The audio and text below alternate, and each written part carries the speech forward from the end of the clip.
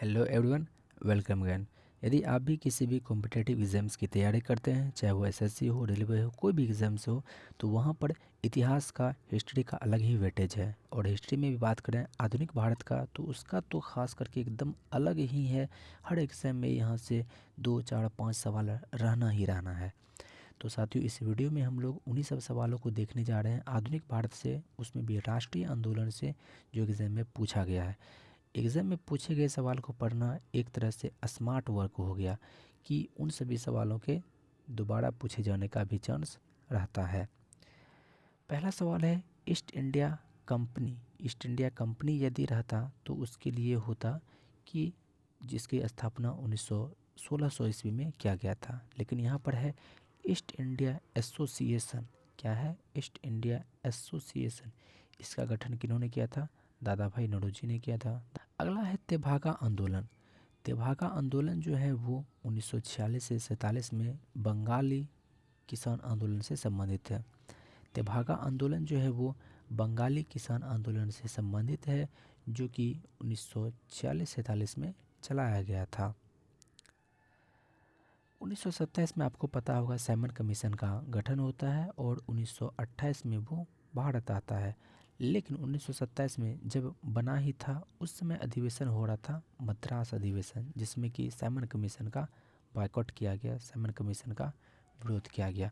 कब? तो आने के बाद नहीं, जब सैमन कमीशन बना था, यानी कि 1927 में बना था, और उसी समय मद्रास अधिवेशन में उसका बायकॉट किया गया।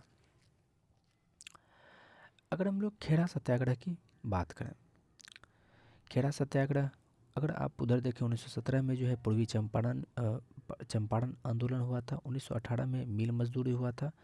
मिल मजदूर का जो आंदोलन चला था अहमदाबाद मिल मजदूर का, उसका हुआ था।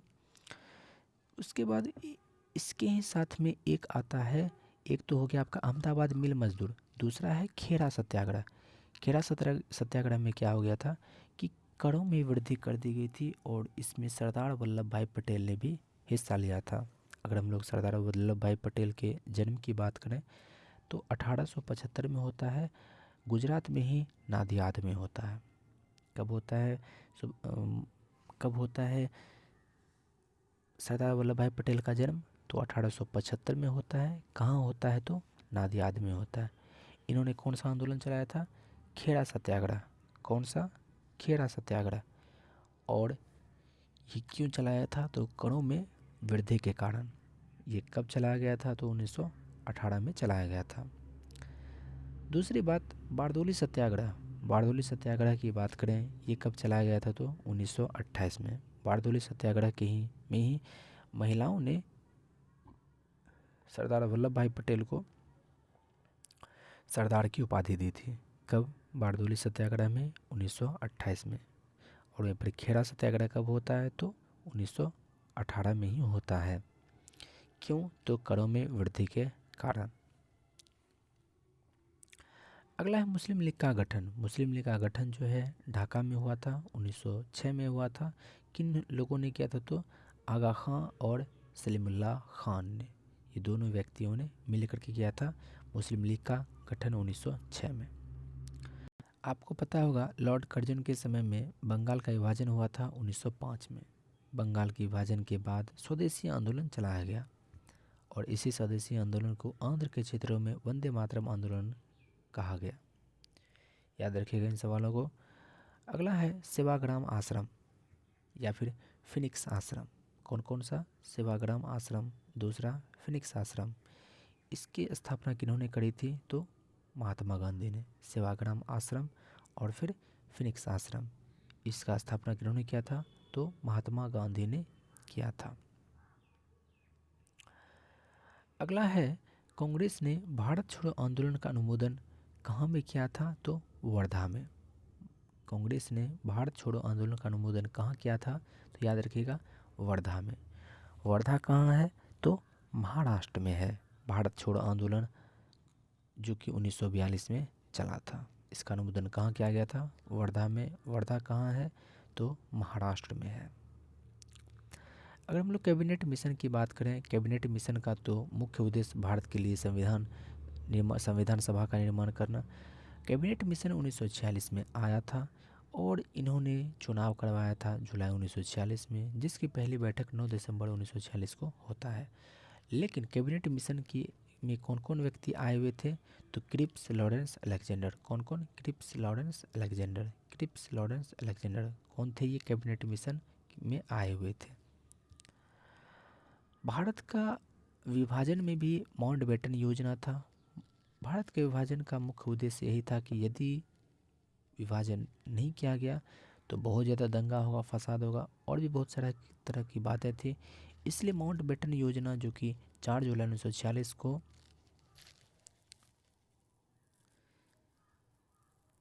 4 जुलाई 1947 को ब्रिटिश संसद में पेश किया गया। 14 दिन बाद यानी 18 जुलाई 1947 को स्वीकार कर लिया गया और 15 अगस्त 1947 को माउंटबेटन योजना के तहत ही भारत को 2 डोमिनियन स्टेट में बांट दिया गया। लेकिन अगर हम लोग भारत के एकीकरण की बात करें तो उसमें भी माउंटबेटन का योगदान था, वीपी मेनन का योगदान था और वल्लभ भाई पटेल, इन तीनों का योगदान था। कौन कौन सा? पटेल, मेनन, बेटन, ऐसे याद रख सकते हैं। मेनन, बेटन, पटेल। मेनन, बेटन, पटेल। मेनन का मतलब वीपी मेनन, बेटन का मतलब माउंटबेटन, पटेल का मतलब वल्लभ भाई पटेल, इन तीनों का योगदान था। अगला सवाल है तेज बहादुर सप्रू। तेज बहादुर सप्रू जो है वो लिबरल पार्टी से थे। तेज बहादुर सप्रू किस पार्टी से थे? तो लिबरल पार्टी से थे। वहीं वीटी सावरकर की बात करें तो वीटी सावरकर जो है वो हिंदू महासभा से संबंधित थे। वीटी सावरकर किस सभा से संबंधित थे? तो हिंदू महासभा। अगर हम लोग पंडित नेहरू के राशि की बात करें वो वृश्चिक राशि है। पंडित नेहरू के राशि की बात करें तो वृश्चिक राशि है। आपके एग्जाम में पूछा हुआ सवाल है। देखिए, गोलमेज सम्मेलन का जो उद्देश्य था वो भारत के लिए भावी संविधान का निर्माण करना था। भारत के लिए भावी संविधान का निर्माण करना था गोलमेज सम्मेलन का। और ये गोलमेज सम्मेलन जो है वो लंदन में होता था, जो कि 3 बार हुआ, 1930, 1931 और फिर 1932, जिसमें कि तीनों में अंबेडकर साहब ने भाग तो लिया था, लेकिन कांग्रेस और उसकी तरफ से महात्मा गांधी ने भाग केवल और केवल 1931 में ही लिया था। उसके बाद किसी में भाग नहीं लिया था। तो गोलमेज सम्मेलन का उद्देश्य क्या था? तो भारत का भावी संविधान निर्माण करना। हम लोग ये सवाल पहले ही देख चुके हैं। एनी बेसेंट जिन्होंने करा था अध्यक्षता कोलकाता अधिवेशन में 1917 में। और हम लोग स्वतंत्रता जब हो रहा था यानी 15 अगस्त 1947 के समय में कांग्रेस के अध्यक्ष की बात करें तो जेबी कृपलानी थे, लेकिन बाद में इन्होंने यहाँ से जब इन्होंने इस्तीफा दे दिया तो राजेंद्र प्रसाद ने कांग्रेस के अध्यक्षता संभाली थी। हालांकि राजेंद्र प्रसाद जहाँ कहीं भी अध्यक्षता हटाता है तो वहाँ राजेंद्र प्रसाद ही आते हैं, चाहे वो 1939 का आपका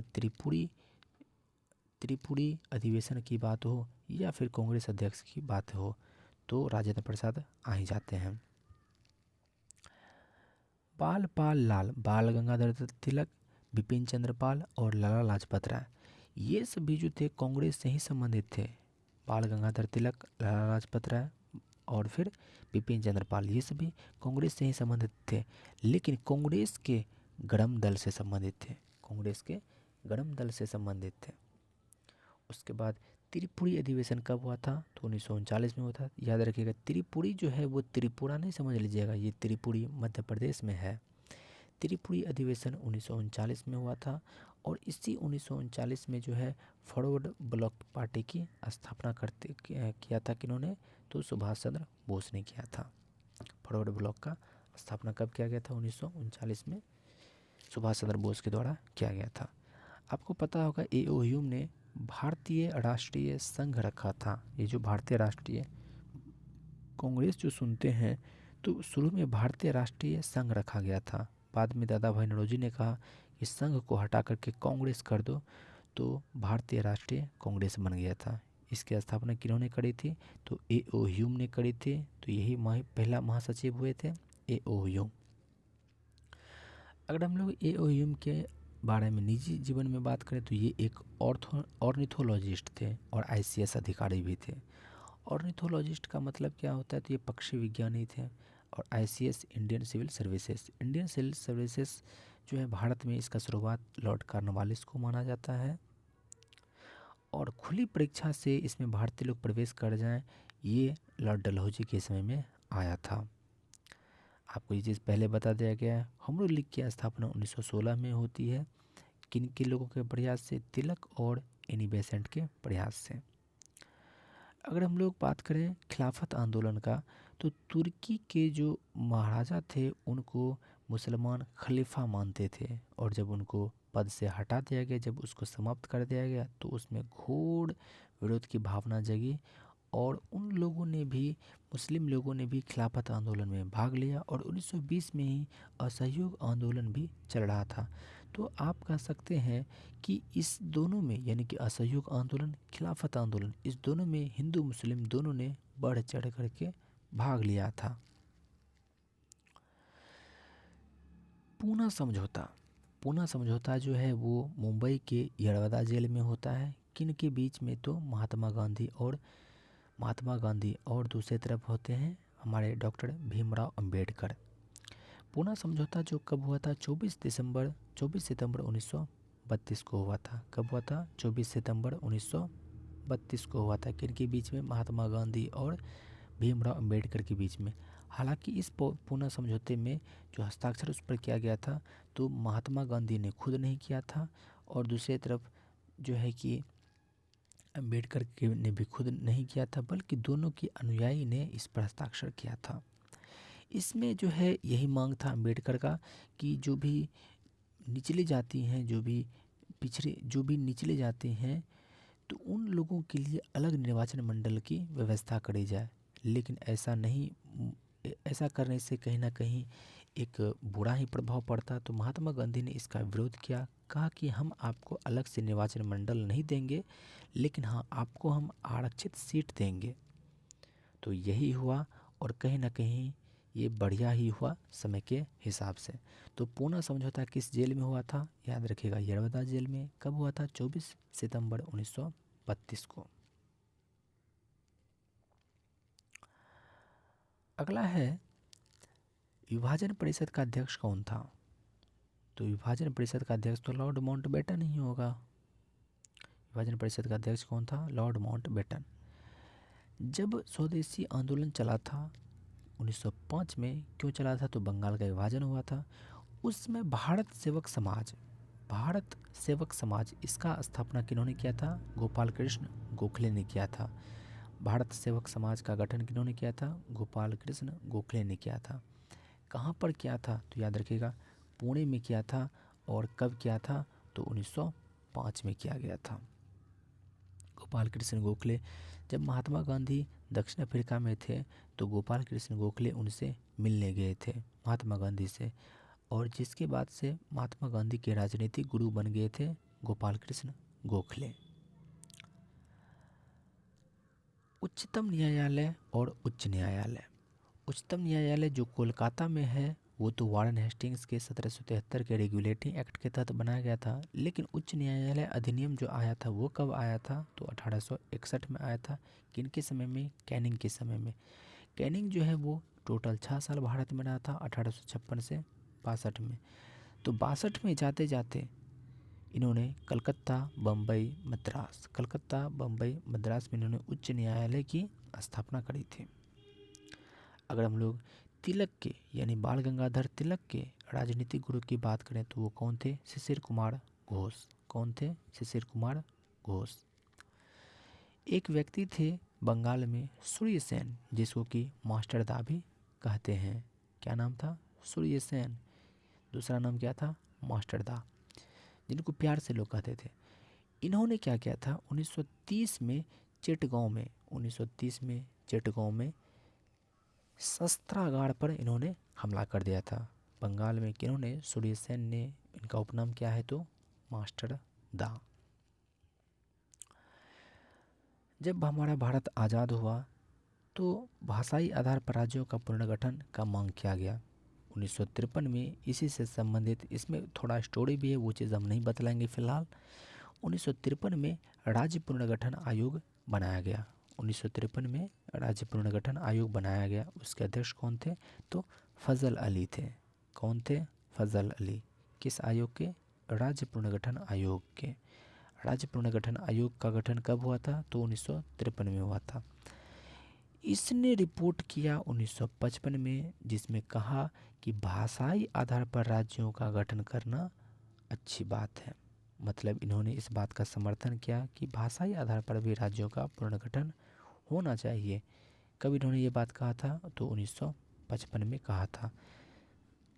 ये सभी सवाल आपके एग्जाम में पूछा हुआ है, इसलिए ये मत सोचें कि ये ऐसा सवाल पूछा जाता है या नहीं। ये सभी सवाल आपके एग्जाम में पूछा हुआ है। जब हमारा भारत आज़ाद हुआ या फिर भारत की आज़ादी से पहले कांग्रेस का अलग ही वर्चस्व था। तो पहला गैर कांग्रेस राज्य की बात करें तो वह है केरल। पहला गैर कांग्रेसी राज्य की बात करें तो वह है केरल। कब बना था पहला गैर कांग्रेसी सरकार केरल में? तो 1957 में बना था। 1937 में एक चुनाव हुआ भारत में, जिसमें कि कांग्रेस ने 6 राज्यों में मंत्रिमंडल बनाए, लेकिन 2 राज्य ऐसे थे जहां पर यहाँ पर 6 में तो पूर्ण उसको मिला बहुमत, लेकिन 2 राज्य ऐसा था जहां कर की गठबंधन का सरकार बनाना पड़ा था। लेकिन 3 जगह जहां की कांग्रेस की सरकार नहीं बन पाई थी, बंगाल, पंजाब, सिंध। अगर आप ऐसे मैप देखें तो इधर बंगाल ले लीजिए पाकिस्तान तरफ, और इधर पश्चिम में आप ले लीजिए पंजाब, और यहीं पर है आपका सिंध। तो इन 3 क्षेत्र में जो है कांग्रेस अपनी सरकार नहीं बना पाई। बाद बाकी 6 में पूर्ण बहुमत से सरकार बनाई और 2 में गठबंधन से सरकार बनाई थी।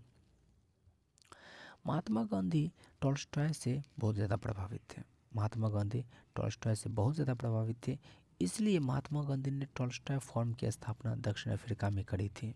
एक जर्मन शिल्पकार थे कालेन बाख के नेतृत्व में।